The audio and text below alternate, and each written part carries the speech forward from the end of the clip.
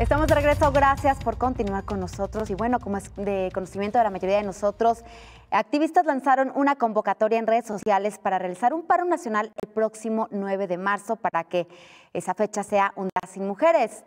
A este llamado, mire, decenas de empresas e instituciones se han sumado, pero ¿cuáles son las expectativas para ese día? De esto nos hablará el día de hoy nuestro colaborador Edgar Olivares. Edgar, muy buenos días, adelante. Pues bueno, el 9, ninguna se mueve, Edgar. Así es, Ceci, me da mucho gusto saludarte. Buenos días, al igual que todo el auditorio de Señal Global.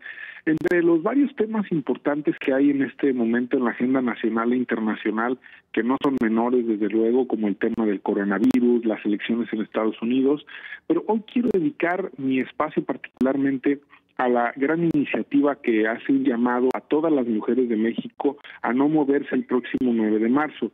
El 9 ninguna se mueve, como dice esta frase que acompaña a esta idea surgida por la gran violencia o debido a la gran violencia de género que se vive en nuestro país, que por supuesto no es exclusiva de México, pero en particular los feminicidios son un gravísimo problema nacional que no solo debe visibilizarse, sino resolverse.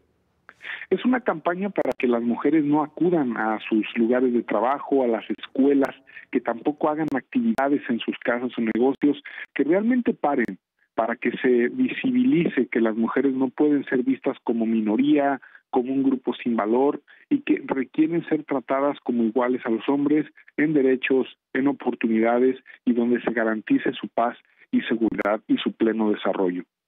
Me parece que el movimiento de mujeres este 9 de marzo debe simbrar al país, es decir, más allá de calcular cómo resolver un día sin mujeres, lo cual de entrada es imposible. Lo que se debe visibilizar es que podemos ser un verdadero desastre como nación sin el talento, el trabajo, el compromiso y la entrega que millones de mujeres tienen por un México que no les responde ante la crisis de violencia que hay.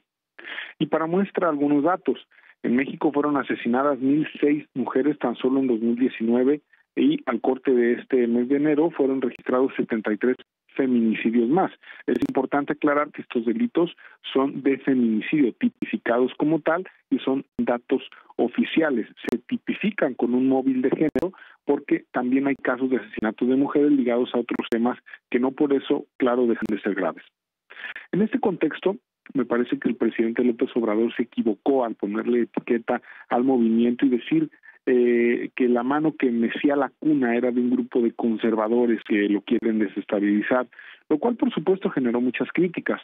Entiendo la postura del presidente porque en efecto hay organizaciones y personajes que han sido muy críticos de la figura presidencial y de la 4T, que sí están sumándose al movimiento, pero eso no alcanza a desacreditar ni a distorsionar la esencia del movimiento 9M, que más bien parece abierto a quien se quiera sumar y no un tema exclusivo de las feministas que siempre han sido las que han dado la cara o la lucha, sino más bien es un tema de llamar a todas las mujeres de México, independientemente de ideologías, visión de las cosas, vínculos partidistas, religiosos, sociales, etcétera, a que se solidaricen con esta causa y todas ellas paren ese día.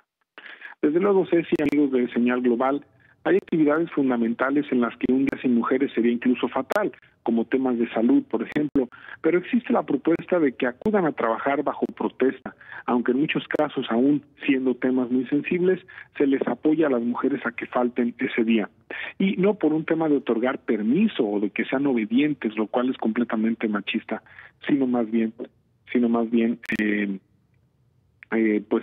por un asunto de la propia responsabilidad que tienen las mujeres y el compromiso que las caracteriza y para que no vayan a ser sancionadas, lo cual sería una especie de revictimización. Para concluir, Ceci, quiero comentar que como hombres no podemos sentirnos ajenos a esta manifestación si consideramos que no somos feminicidas o demasiado machistas. En la sociedad en la que vivimos, la formación tiene aspectos machistas en distintos niveles de intensidad y todos tenemos marcas importantes desde nuestra formación. Lo importante es reconocerlo y trabajarlo y sobre todo saber que la violencia de género no solamente es el tema de los feminicidios, sino la violencia sexual, psicológica, la violencia verbal, la violencia económica incluso, donde hay mujeres que sostienen familias enteras aún teniendo pareja masculina y la propia violencia que ejercen hijos a sus madres. Seamos pues todos solidarios con el paro nacional de mujeres del 9 de marzo y hago votos porque esa fecha marque un antes y un después en la búsqueda de la paz de las mujeres de México. Es mi comentario esta mañana, Ceci. Edgar, tu comentario no puede ser más oportuno. Efectivamente, coincido contigo que independientemente de la ideología política, de la creencia, pues bueno, algo es real. Estamos viviendo en un México peligroso, sobre todo para las mujeres. Algo es real. Entonces, es muy importante que la mayoría, o si no, que todas las mujeres, mamás, hijas, nos sumemos a este paro. Pero, ¿qué va a pasar después del día 9, Edgar? Porque, bueno, ha habido manifestaciones en contra de la violencia en nuestro país. Sin embargo, las cosas siguen igual. ¿Qué debe de cambiar o qué tiene que ser diferente con este día? Es que ese es el tema, Ceci. O sea, el tema del 9 de marzo tiene que marcar un antes y un después para que las autoridades pongan todos sus recursos, su energía y su tiempo en resolver el tema de los feminicidios.